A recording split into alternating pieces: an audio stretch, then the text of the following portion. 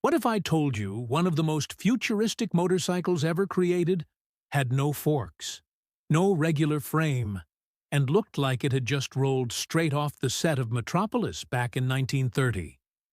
Imagine that for a second. My friends, let me tell you the tale of a motorcycle so French, so wildly over-designed, and so unbelievably ahead of its time that even your neighbor Jerry, the same guy who still thinks the Citroën 2CV is too modern, would have looked at it and said, "That's way too much." I'm talking about the 1930 Majestic. Yes, that Majestic, the one that looks like a motorcycle and an Art Deco radio cabinet, decided to have a child in the corner of a Parisian coach builder S workshop.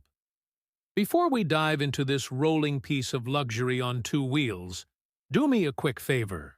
Hit that subscribe button if you want to see more unbelievable machines that make you say, "Wait, they actually built that back then?"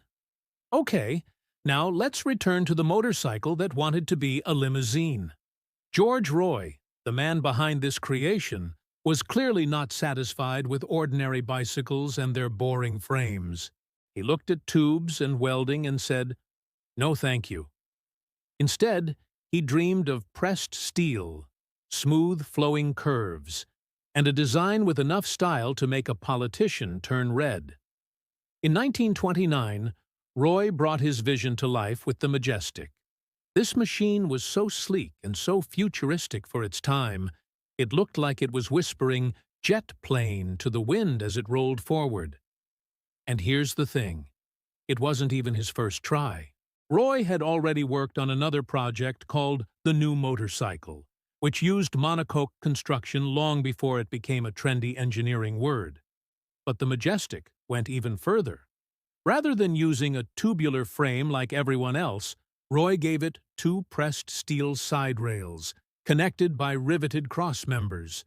That's basically the same way you build a railway car, or maybe even a very sturdy fence built by a neighbor who doesn't trust anyone. Under those beautiful flowing body panels sat a single-cylinder overhead valve Chaise engine, 350 cc, of refined little bonk bonk bonk. I'm not making that up. Riders described the sound as a gentle bonk. Imagine a metronome powered by baguettes. That's what it sounded like. Early prototypes even tried out other engines, including JP singles.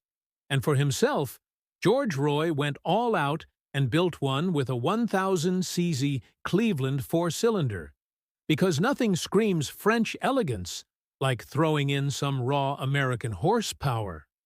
The whole motorcycle weighed about 350 pounds, which is roughly 159 kilos.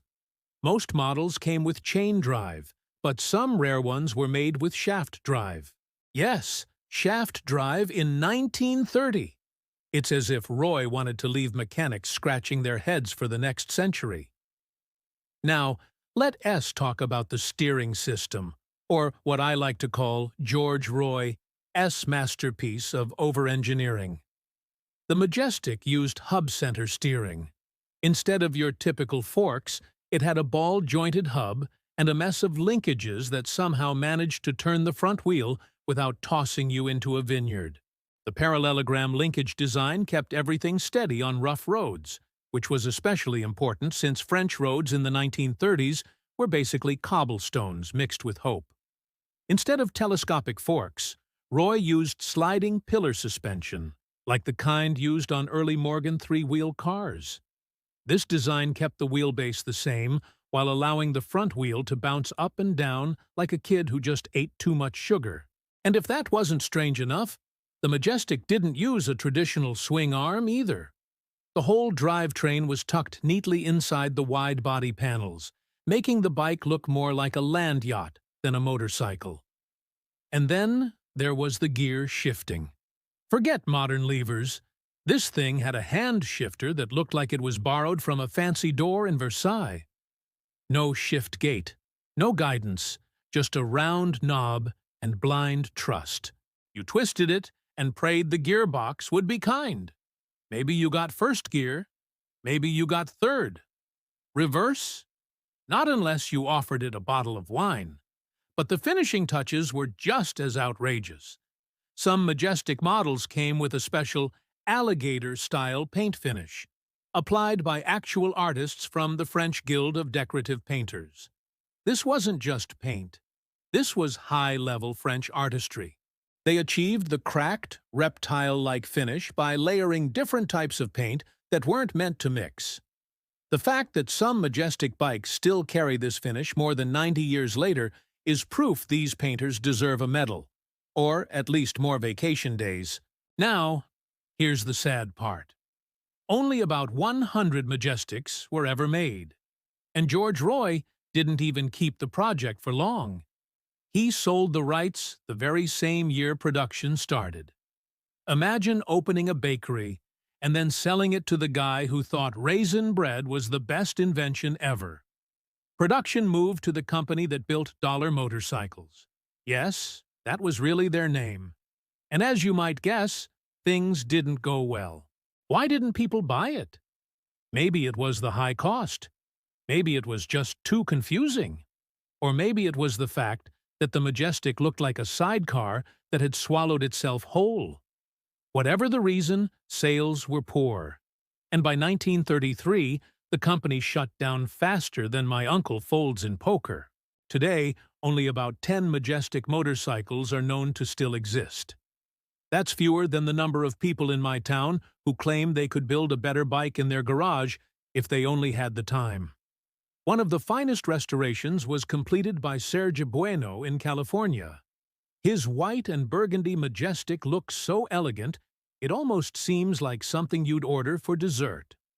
Another one can be seen in the Haas Moto Museum in Dallas, while Italian collector Giovanni Pozzolé owns one with frame number 846. You know a machine is rare when even the frame number becomes part of the legend. And now, the question that's always on everyone's mind. What about the price? Back in its day, the Majestic was never meant to be cheap. It was a luxury machine, designed for wealthy riders who wanted something unlike anything else on the road. But honestly, I respect it. For all its odd ideas and impractical features, the Majestic dared to be different. It refused to follow the rules. It wrapped itself in Art Deco curves like a cat showing up to a dog fight wearing a tuxedo. In a world full of motorcycles that all start to look the same, the Majestic is still that bold relative who shows up at a barbecue wearing a cape and quoting philosophers. Thanks for hanging out, my friends. Don't forget to like and subscribe, and always remember, some bikes are made for speed, some for beauty, and some are built just to make your neighbor wonder what on earth he is doing with his life. I'll catch you on the next ride.